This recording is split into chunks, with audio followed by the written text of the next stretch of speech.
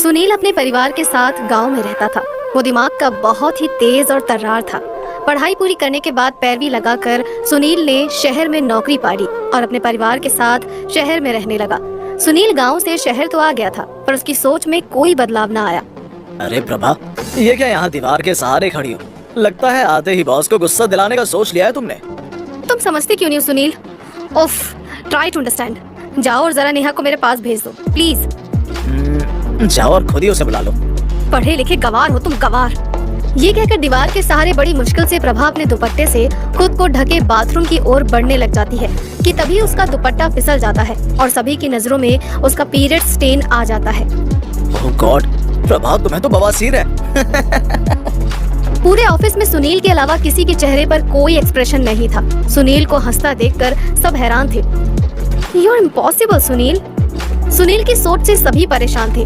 गांव से वो शहर तो आ गया था, पर उसकी सोच बहुत ही छोटी थी।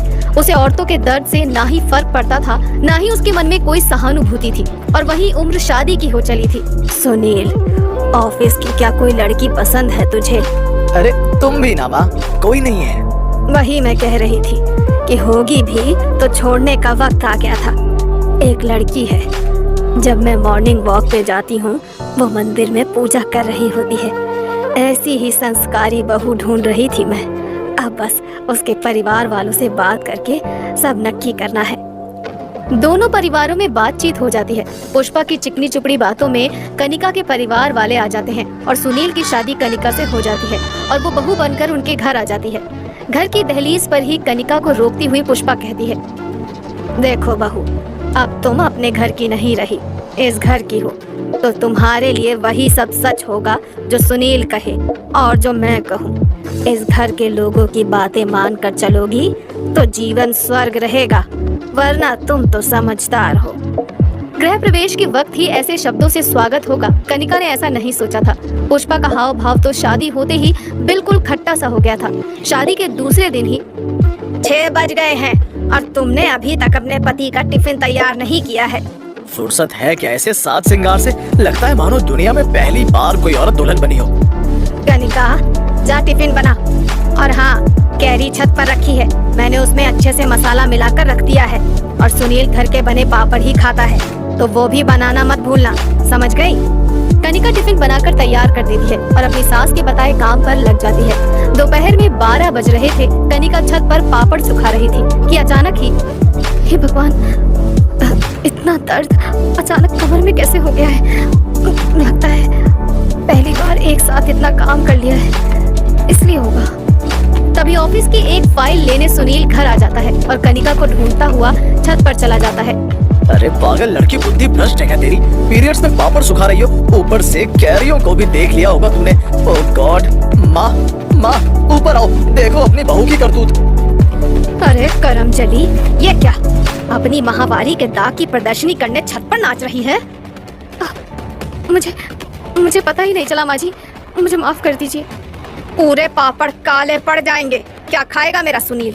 अब जा नीचे जाकर नहा ले, अपने कपड़े अलग ही धोना। मैं काम वाली से कहकर तेरा इंतजाम करवाती हूँ।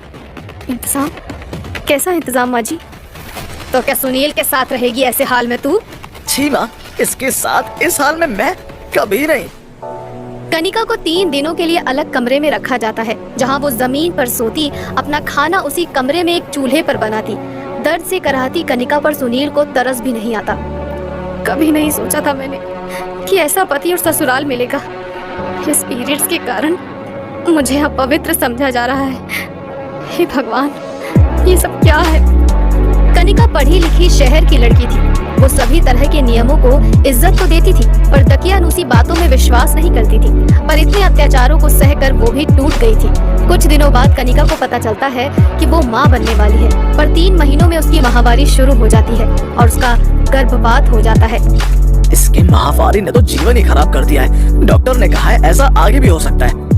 अरे तो मैं तेरी दूसरी शादी करवा दूंगी बेटा, टेंशन ना ले तू।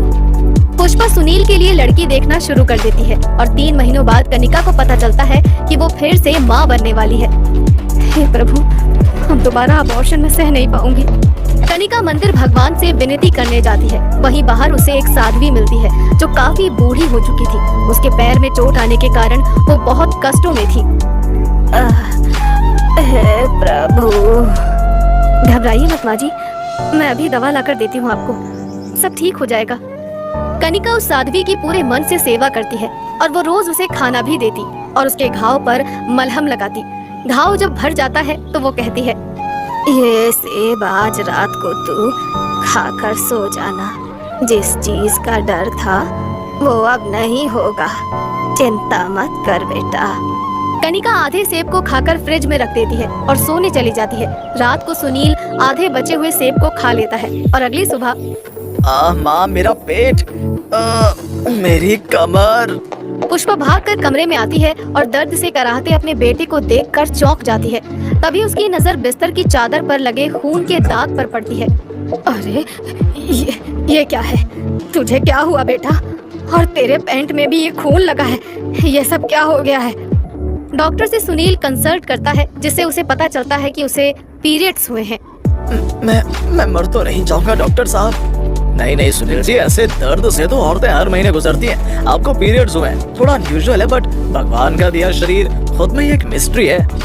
दर्द से सुनील का शरीर टूटने लगता है और वो ऑफिस नहीं जा पाता। उसी रात उसे बॉस का कॉल आता है।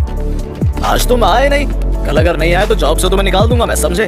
पीरियड्स में कैसे जाए कोई ऑफिस? इस बॉस को जरा भी दया नहीं है। अरे कनिका यार, ये स्टेन हर जगह लग जा रहे हैं। अरे आप आराम कीजिए, मैं हॉट बैग लेकर आती हूँ और पैड भी, फिर दाग नहीं लगेगा। कनिका सुनील की बहुत केयर करती है और उसे सुला देती है। अगली सुबह अगर कनिका ने हॉट बैग से सिकाई नहीं की होती तो पता नहीं रात कैसे काटता मैं। तभी उसकी नजर बेडशीट पर पड़ती है। ओह गॉड, फिर से बेडशीट पर स्टेन लग गए। लग गया तो लग गया, मैं धो दूंगी। आप तैयार हो जाइए, ऑफिस जाना है आपको। औरतें कैसे झेलती हैं ये सब, इतना चिड़चिड़ापन, मैं क्या करूं? बड़ी मुश्किल से पैरों को फैलाए सुनील ऑफिस में सबके सामने जाता है, जिसे देखकर सबकी हंसी छूट जाती है। कल ऑफिस नहीं आया और आज चाल बदल गई। हाँ, बवासीर हो गया है क्या? सुनील की नजरें झुक जाती हैं। दर्द में कराहता हुआ वो किसी तरह सब कुछ मैनेज कर रहा होता है कि तभी उसे लीकेज हो जाती है, जिसे देख प्रभा भागकर उसे अपने दुपट्टे से कवर कर लेती है। तुम्हारी पैंट पर ब्लड स्टेन है यार, तुम बाथरूम में जाओ। मैं ऐसी लायक हूँ प्रभा, मुझे पीरियड्स हुए हैं, मैंने तुम लोगों का दर्द नहीं समझा, उसी की सजा है ये। प्रभा के साथ साथ ऑफिस की सभी लड़कियां सुनील का काम खुद कर देती हैं और उसे घर भेज देती हैं। ये सब देखकर सुनील का मन भर आता है और वो अपनी माँ से कहता है, मैं बहुत गलत था माँ, बहुत गलत। माँ तूने मुझे अलग कमरे में क्यों नहीं सुलाया? मैं भी तो अछूत हूँ ना। कनिका को भी घिन आती होगी मुझसे। नहीं जी, अब मुझे बच्चा होगा। एक साध्वी जी मिली थी, उन्होंने एक सेब दिया था जिससे मेरा पीरियड्स रुक गया, जबकि मैंने उसे बस आधा ही खाया था। और मेरा शुरू हो गया क्योंकि आधा मैंने खाया था। तभी दरवाजे पर दस्तक होती है। वही साध्वी वहाँ कनिका की तबीयत पूछने आई होती है, जिसे देख सुनील और कनिका उसके पैरों पर गिर जाते हैं और सब लोग सुनील को ठीक करने की विनती करते हैं। ईश्वर भी ना बड़े खेल खेलता है। ये लो, ये आम, इसे तुम खाना सुनील, सब अच्छा हो जाएगा बेटा। सुनील उस आम को खाकर पहले की तरह ही ठीक हो जाता है, पर उसे अब एहसास हो चुका था कि पीरियड्स एक मजाक नहीं है और साथ ही वो औरतों की इज्जत। हेलो गाइस, आशा करता हूँ आपको हमारी वीडियो अच्छी लगी होगी तो लाइक करो, कमेंट करो और चैनल पे नए हो तो चैनल को सब्सक्राइब करना ना भूलें।